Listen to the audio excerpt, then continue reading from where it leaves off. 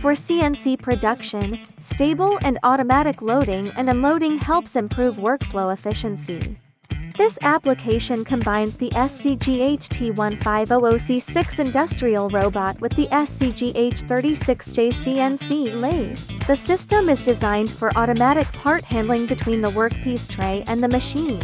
A dual gripper is used in this application to support both finished part unloading and blank loading in one working cycle.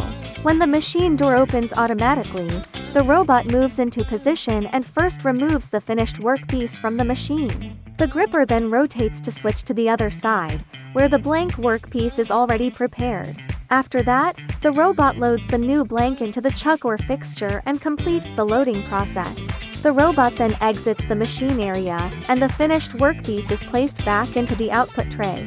With the dual gripper design, automatic door linkage, and repeated working cycle, the system supports a more practical and consistent loading and unloading process. For different workpiece sizes, machine layouts, and automation requirements, SZGH can provide CNC machines, industrial robots, grippers, and customized automation solutions. Contact SZGH for CNC plus robot automatic loading and unloading solutions.